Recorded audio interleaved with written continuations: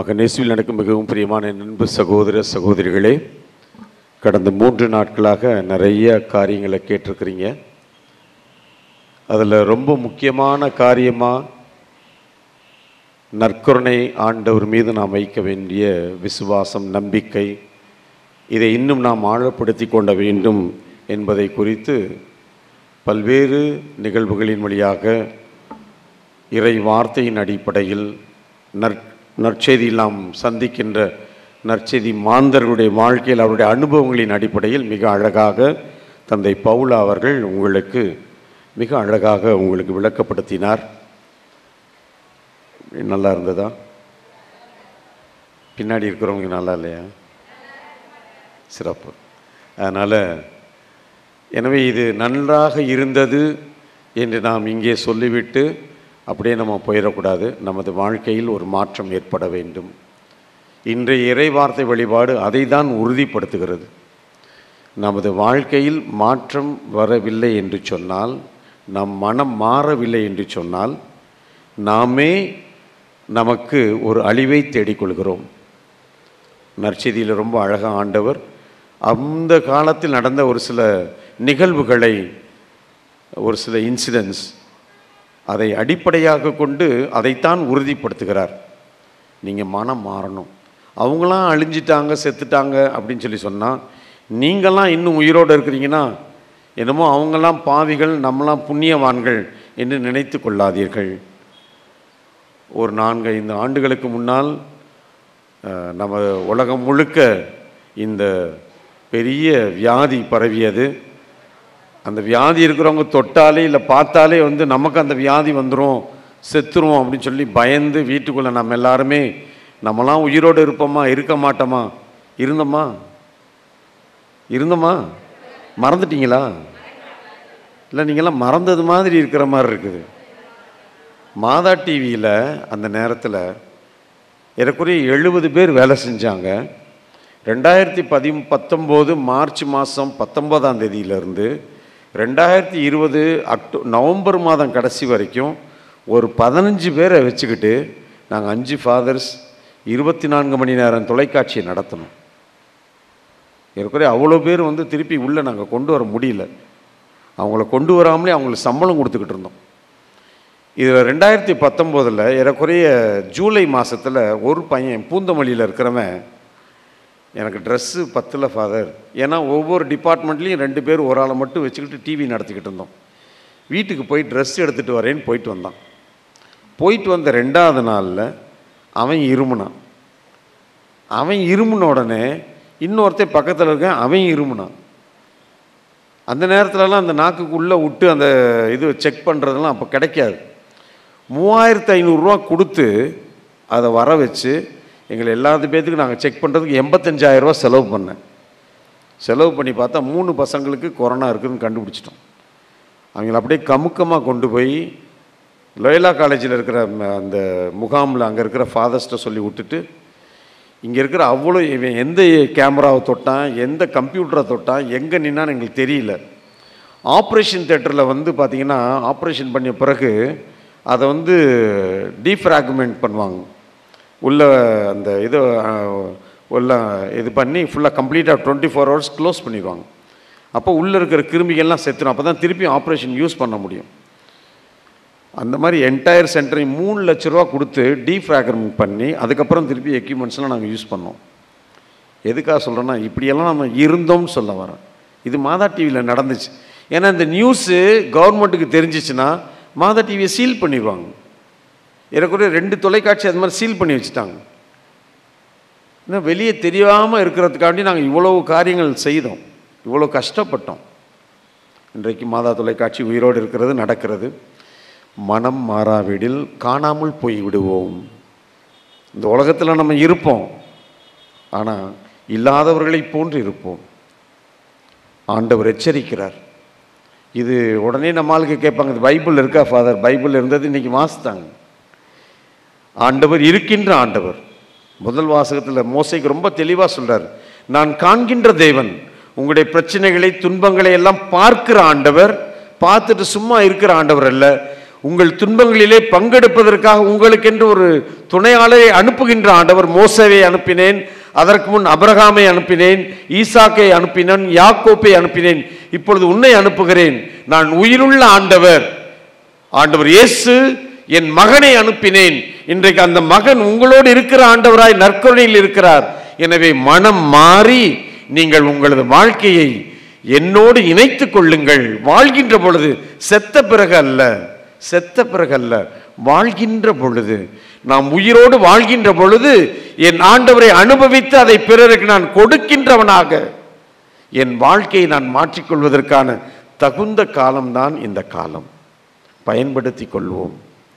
நம் உயிரை வாழ்கின்ற நாட்களில் நம் விசுவாசத்தை பாதுகாத்து கொள்வோம். அப்பொழுதுதான் நமது வாழ்க்கையில் உயிருள்ள ஆண்டவர் மீது பதித்த வாழ்க்கையாக இருக்கும். அன்பர்களே, மாதா தொலைக்காட்சியை பற்றி நிறைய காரியங்கள் கேள்விப்பட்டிருப்பீங்க. 12வது ஆண்டில் பயணித்து கொண்டிருக்கிறோம். 2013ஆம் ஆண்டு நவம்பர் மாதம் 18ஆம் தேதி அப்பொழுது ஆயர்கள் எல்லாம் ஒன்று கூடி, நான் அப்போ உட்காந்துருந்தேன். அந்த ஆயர்கள் மன்றத்தில் என்கிட்ட கேட்டாங்க, எவ்வளோ காசு டேவிட் வச்சுருக்கிற, இந்த காசு வச்சுட்டு எவ்வளோ நாள் டிவி நடத்தலான்னு கேட்டாங்க. என்கிட்ட ஒரு 2.5 கோடி ரூபா அப்போ அந்த நேரத்தில் இருந்துச்சு. டொனேஷன் காசு 2.5 கோடி ரூபா. 6 கோடி ரூபாய் வைத்து லைசன்ஸுக்காக நான் வந்து செக்யூரிட்டி டெபாசிட்டாக வச்சுட்டேன். அதை தொட முடியாது. 2.5 கோடி ரூபா கையில் இருக்குது. இதை வச்சுட்டு எவ்வளோ நாள் டிவி நடத்தலான்னு கேட்டாங்க. ஒரு வருஷத்துக்கு நடத்தலாம். 1 வருஷத்துக்கு டிவி நடத்தின பிறகு கையில் காசு இல்லாட்டி அப்படியே மாதா டிவியை க்ளோஸ் பண்ணிவிட்டு, மக்கள்கிட்ட காசு இல்லைன்னு சொல்லிவிட்டு, சாந்தோம் கம்யூனிகேஷன் சென்டர், தமிழக ஆயர் பேரவனுடைய கலைத்தொடர்பு மையம், இங்கே காவிரி கம்யூனிகேஷன் திருச்சி டைசிஸ் இருக்குது, மதுரைக்கு போனால் சதங்கைன்னு இருக்குது, ஒவ்வொரு டைசிஸ்க்கு ஒன்று இருக்கிற மாதிரி இந்த சாந்தோம் கம்யூனிகேஷன் வந்து தமிழ்நாட்டில் இருக்கிற எல்லா ஆயர்களும் சேர்ந்து நடத்துகின்ற ஒரு சென்டர் மயிலாப்பூரில் இருக்குது. 1976 ஆகஸ்ட் மாதம் 6ஆம் தேதி இதை ஆரம்பித்தாங்க, தமிழ்நாட்டில் இருக்கிற எல்லா பிஷப்ஸும் சேர்ந்து. அப்போது அந்த சென்டர் என்ன செஞ்சுக்கிட்டு இருந்துச்சோ அதை மட்டும் செய்யுங்க. மாதா டிவியை நிப்பாட்டிருங்க. எந்த டைசிஸ்லேயும் வந்து மாதம் உங்களுக்கு 1 லட்சம் 2 லட்சம் கொடுக்குற அளவுக்கு காசு கிடையாது அப்படின்னு சொல்லி சொன்னாங்க. நான் அந்த நேரத்தில் ஏதோ ஒரு குருட்டு தைரியத்தில் சொன்னேன், கடவுள் பார்த்து வழி நடத்துவார், அதனால் இது கடவுளுடைய திருவிழமாக இருந்தால் நடக்கட்டும் ஆண்டவரே, அதுக்காக நீங்கள் அதெல்லாம் நாங்கள் வேண்டிக்கிறோம் தம்பி, அதெல்லாம் கரெக்டு. ஆனால் அதே நேரத்தில் உன்னை எச்சரிக்கைப்படுத்துகிறோம், காசு இல்லாவிட்டால் இதை நிறுத்தி விடுங்கன்னு சொல்லி சொன்னார். இன்றைக்கு 12வது ஆண்டில் இருக்கிறோம். ஒரு மாதத்துக்கு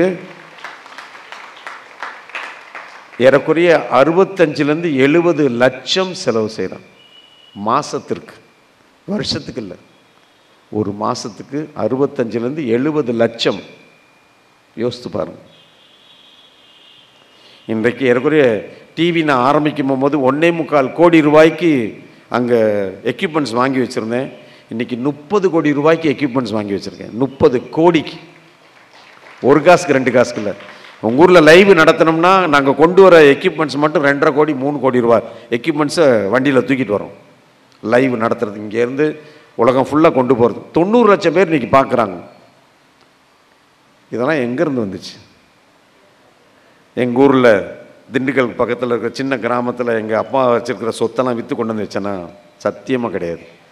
அத்தனையும் நீங்கள் கொடுத்த பணம், நீங்கள் செய்த ஜபம், உங்களுடைய பெரிய என்ன சொல்கிறது தியாகம். இன்றைக்கி மத்தியானம் இந்த இடத்துல ஒரு அம்மா வந்தாங்க. கொஞ்சம் பேர் பார்த்துருப்பீங்க, கொஞ்சம் பேர் பார்த்துருக்க மாட்டீங்க.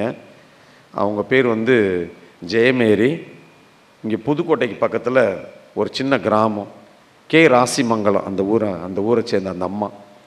ஒரு விதவை, ஒரே ஒரு மகன், அந்த மகன் செத்து போயிட்டார். 2 பொண்ணுங்க கட்டி கொடுத்துட்டாங்க. இவங்க செஞ்சுக்கிட்டு இருந்த வேலை என்ன தெரியுமா? சத்துணவு கூடத்தில் சமைக்கிற வேலை. சத்துணவு கூடத்தில் சமைக்கிற வேலை. எந்த ஆதரவும் கிடையாது, ஒன்றும் கிடையாது. ரொம்ப அட்டப்பரிதான். இன்றைக்கி வந்திருந்தாங்க, என்னை எப்படியாச்சும் பார்த்துட்டு போகலான்னு வந்திருந்தாங்க. எனக்கே ரொம்ப பாவமாக இருந்துச்சு. இந்த அம்மா சத்துணவு கூடத்தில் வேலை செஞ்சு ரிட்டையர்ட் ஆகிட்டாங்க. ரிட்டையர்ட் ஆனோடனே கவர்மெண்ட் வந்து அவங்களுக்கு ஒரு 50,000 ரூபா கொடுத்துச்சு.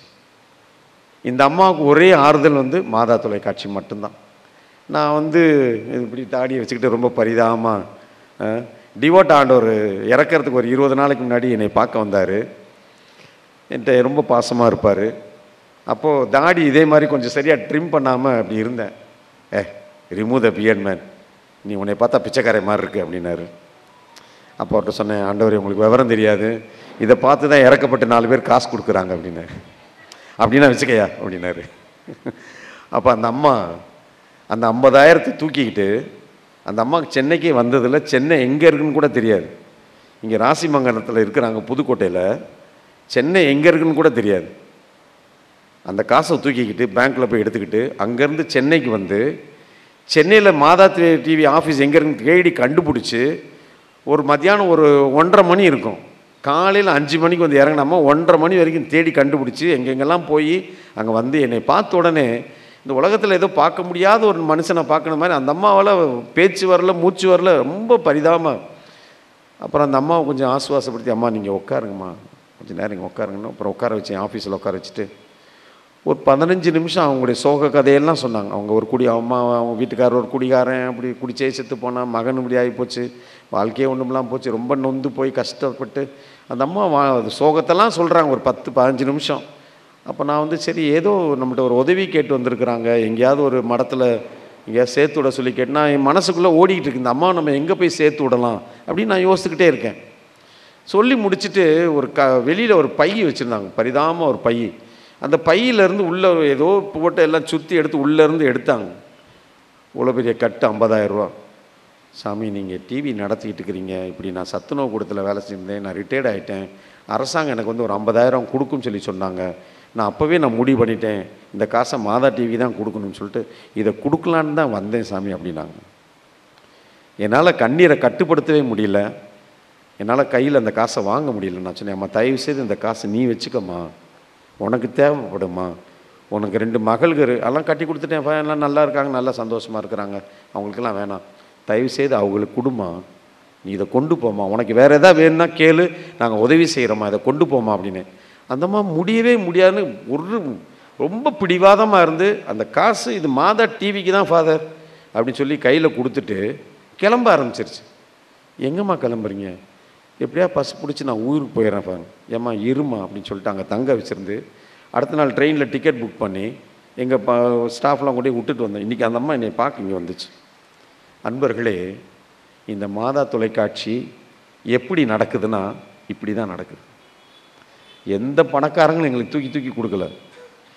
சாதாரண ஏழை மக்கள் 100, 200, 50 இப்படின்னு கொடுக்குற காசு தான் இன்றைக்கி இவ்வளோ பெரிய பணம்.